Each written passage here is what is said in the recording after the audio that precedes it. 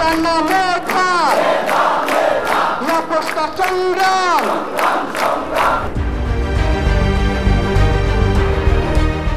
দিয়েছিল রক্ত দফায় এক দাবি এক। শিক্ষার্থীদের নেতৃত্বে 2024 সালের গণ অভ্যুত্থানে আওয়ামী লীগ সরকারের পতনের পর দাবি ওঠে বিশ্ববিদ্যালয় ক্যাম্পাসগুলো থেকে দলীয় রাজনীতি নিষিদ্ধ করার।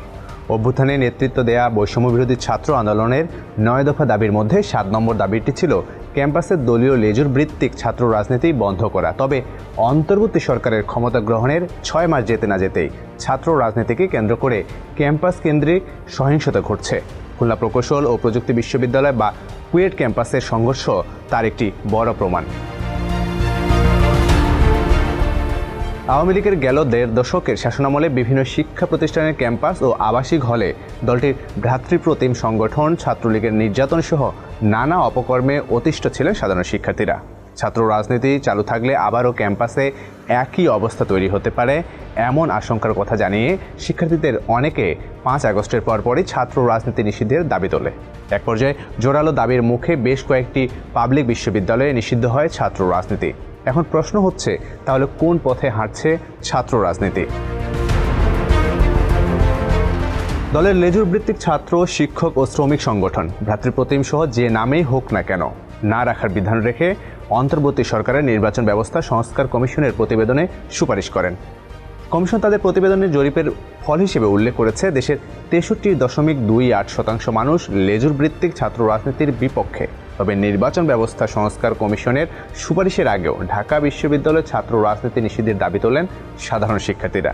গত 22 সেপ্টেম্বর ঢাকা বিশ্ববিদ্যালয় প্রশাসনের সঙ্গে দিনব্যাপী এক বৈঠকে ছাত্র রাজনীতি বন্ধ না করে তার সংস্কারের বিষয়ে বিভিন্ন প্রস্তাব রাখেন ছাত্রদল, ছাত্র শিবির, ছাত্র ইউনিয়ন, সমাজতান্ত্রিক ছাত্র ফ্রন্ট, ছাত্র ফেডারেশন সহ বিভিন্ন ছাত্র সংগঠনের নেতারা। নিষিদ্ধ থাকার পরও ক্যাম্পাসের রাজনীতি।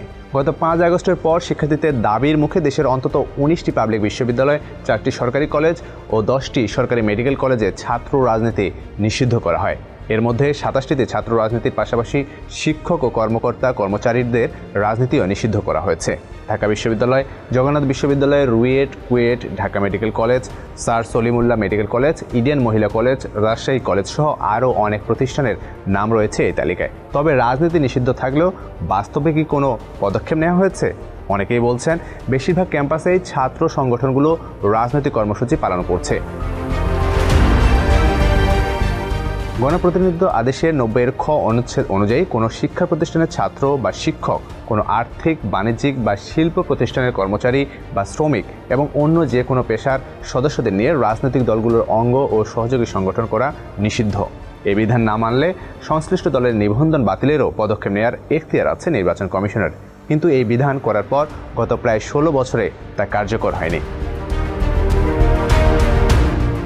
কুয়েটে সংঘর্ষের ঘটনার পর ছাত্র রাজনীতি থাকবে কি না তা নিয়ে আবারও শুরু হয়েছে আলোচনা সমালোচনা। যদিও এরই মধ্যে বৈষম্যবিরোধী ছাত্র আন্দোলনের সমন্বয়কদের একাংশ নতুন একটি ছাত্র সংগঠন গঠন করছে বলে শোনা যাচ্ছে। এই প্রেক্ষাপটে ছাত্র রাজনীতিতে কি পরিবর্তন আসছে বা ভবিষ্যৎ কেমন তা নিয়ে সংশয় দেখা দিয়েছে সাধারণ মানুষের মনে। কুয়েটের ঘটনায় ছাত্র সংগঠন, ছাত্রদল, ছাত্র শিবির, বৈষম্যবিরোধীরা একে অপরকে দোষারোপ করে নানা মন্তব্য করছেন।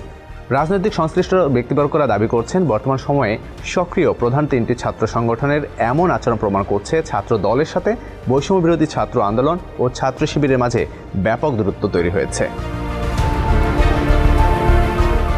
ছাত্র রাজনীতির ব্যাপারে সাধারণ মানুষ ও শিক্ষার্থীদের মাঝে বিরূপ মনোভাব তৈরি হওয়ার পেছনে যথেষ্ট কারণ রয়েছে। বিভিন্ন গণমাধ্যমের প্রতিবেদনে বলা হয়েছে, প্রায় 3.5 দশক ধরে দেশের কলেজ বিশ্ববিদ্যালয়গুলোতে ক্ষমতাসীন দলের অনুসারী ছাত্র সংগঠনগুলো ছাত্র রাজনীতির নামে অপরাজনীতি চালিয়েছে।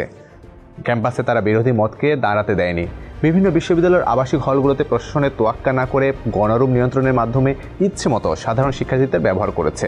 এই সূত্রে তাদের মিছিলে যেতে এবং কোনো কোনো ক্ষেত্রে হামলা সংঘর্ষে অংশ নিতে বাধ্য করা হয়েছে। প্রতিবেদনে আরও বলা হয়েছে, ছাত্র সংগঠনগুলোর দলীয় কোন্দলে দলের ভেতরে বাইরে হত্যা, খুনের মতো ঘটনাও ঘটেছে।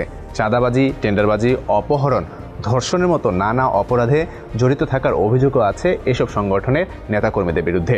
বিশ্ববিদ্যালয়ের শিক্ষকদের মতে সরকারের পক্ষ থেকে তাদের অনুগত ছাত্র সংগঠনকে প্রতিপালন করা হতো, আর ক্ষমতাকে টিকিয়ে রাখার জন্যই ছাত্রদের সন্ত্রাসী কার্যক্রমকে বাধা দেওয়া হয়নি। আর সাধারণ শিক্ষার্থীদের অভিযোগ লেজুর বৃত্তি ছাত্র রাজনীতির ভিন্নমত দমনেই কাজ করেছে। সাধারণ ছাত্রদের অভিযোগ যে ছাত্র রাজনীতি র্যাগিংয়ের সংস্কৃতিকে প্রশ্রয় দেয়, ক্ষমতার অপব্যবহারের পথ খুলে দেয়, যার বলি হতে হয় নিরীহ শিক্ষার্থীদের, তা কখনোই ভালো কিছু বয়ে আনেনি, আনবেও না। 1952 ভাষা আন্দোলন, 1971 মুক্তিযুদ্ধ, 1990 গণ অভ্যুত্থান, 2018 কোটা বিরোধী আন্দোলন ও 2024 ছাত্র জনতার অভ্যুত্থান, এর কোনোটিতেই কোনো লেজুর ভিত্তিক ছাত্র সংগঠনকে নেতৃত্ব দিতে দেখা যায়নি, বরং সাধারণ ছাত্রদের ব্যানারে আন্দোলন হয়েছে। সাধারণ ছাত্রদের অংশগ্রহণে এই আন্দোলনগুলোর বৈধতা দিতে সহায়তা করেছে এবং এতে জনসম্পৃক্ততা বেড়েছে বহু গুণে। আর এটিকেই সাধারণ শিক্ষার্থীরা প্রমাণ হিসেবে দাবি করে যে বিশ্ববিদ্যালয়ের ছাত্রদের জাতীয় রাজনীতিতে ভূমিকা রাখতে কোনো দলের ট্যাগ লাগে না। উদাহরণ হিসেবে তারা তুলে ধরেন আমেরিকা, কানাডা, ইংল্যান্ড, অস্ট্রেলিয়া বা ইউরোপের দেশগুলোতেও নেতা তৈরি হয়। সেখানে কলেজ বা বিশ্ববিদ্যালয়ের মধ্যে স্টুডেন্ট ইউনিয়ন বা ছাত্র সংসদ রয়েছে। শিক্ষা প্রতিষ্ঠানগুলো তেমন লেজুর ভিত্তিও নেই। তাদের জাতীয় নেতাদের সবাই কোনো না কোনো বিশ্ববিদ্যালয়ের ছাত্র। আর বাংলাদেশে নেতাদের গদিতে যাওয়া বা গদি রক্ষার জন্যই লেজুর ভিত্তিক ছাত্র রাজনীতির তোষণ চলছে। বিশ্লেষকদের মতে এখন যা হচ্ছে এর সবই ক্যাম্পাসে আধিপত্য বিস্তারের রাজনীতি। রাজনৈতিক বিশ্লেষক ও ঢাকা বিশ্ববিদ্যালয়ের শিক্ষক জোবাইদা নাসরিন বিবিসি বাংলাকে বলেন, ছাত্র রাজনীতির যে কর্তৃত্ববাদী প্রবণতা এতদিন ধরে চলে আসছে, এগুলো তারই পুনঃ উৎপাদন। জোবাইদা নাসরিন আরও যোগ করে বলেন, এক্ষেত্রে চরিত্রগত, বৈশিষ্ট্যগত ও চর্চাগত খুব বেশি পার্থক্য আমরা দেখছি না। এতদিন বৈষম্য বিরোধী ছাত্র আন্দোলনের প্ল্যাটফর্মে বিভিন্ন সংগঠন তাদের দলীয় পরিচয় গোপন রেখেছিল, কিন্তু যখন একটি দল তৈরি করার ঘোষণা আসছে তখন থেকেই ক্ষমতাকে কেন্দ্র করে বড় দ্বন্দ্ব চলছে, পাশাপাশি সংঘাত ও সহিংসতা ঘটছে। এখানে কর্তৃত্বপরায়ণতা, নিয়ন্ত্রণ এবং অন্য দলগুলোকে নিশ্চিহ্ন করার মতো চিন্তার প্রতিফলন দেখছেন তিনি। এছাড়া ক্যাম্পাস ভিত্তিক কর্তৃত্বের মধ্য দিয়ে ছাত্র রাজনীতির গতিশীলতা প্রতিষ্ঠা করা এবং পাশাপাশি জাতীয় রাজনীতিতেও এর একটা প্রভাব দেখানোই এসবের মূল কারণ বলে মনে করেন তিনি। বিশ্লেষকরা মনে করছেন, বিশ্ববিদ্যালয়গুলোতে ছাত্র সংসদ সচল থাকলে অনেক সমস্যাই হয়তো সমাধান হতো, কেননা ছাত্র সংসদ শিক্ষার্থীদের অধিকার ও রাজনীতি সচেতন করে তোলে এবং তাদের মধ্যে গণতান্ত্রিক চর্চার সুযোগ তৈরি করে। কিন্তু বছরের পর বছর ধরে দেশের বিশ্ববিদ্যালয়গুলোতে ছাত্র সংসদ নির্বাচন হয় না। দেশের 4টি স্বায়ত্তশাসিত বিশ্ববিদ্যালয় সবশেষ 1990 থেকে 1992 সালের মধ্যে ছাত্র সংসদ নির্বাচন হয়েছে। মাঝখানে 2019 সালে একবার ঢাকা বিশ্ববিদ্যালয়ে ছাত্র সংসদ নির্বাচন হয়েছে। দুঃখজনক ব্যাপার হলো, সবশেষ ডাকসু নির্বাচনে নিষিদ্ধ ঘোষিত ছাত্রলীগ ফলাফল নিয়ন্ত্রণের জন্য সব রকম চেষ্টাই করেছে। বিশ্ববিদ্যালয় প্রশাসনও সেই নির্বাচনকে পুরোপুরি অবাধ করতে পারেনি। তবে ঢাকা বিশ্ববিদ্যালয়ের বাংলা বিভাগের অধ্যাপক তারিক মঞ্জুর গণমাধ্যমে তার এক লেখায় বলেন, ক্যাম্পাসে ছাত্র রাজনীতি থাকবে কি না, থাকলে কোন আঙ্গিকে থাকবে, এসব নিয়ে বিশ্ববিদ্যালয়গুলোরও সুনির্দিষ্ট নীতিমালাও থাকা দরকার।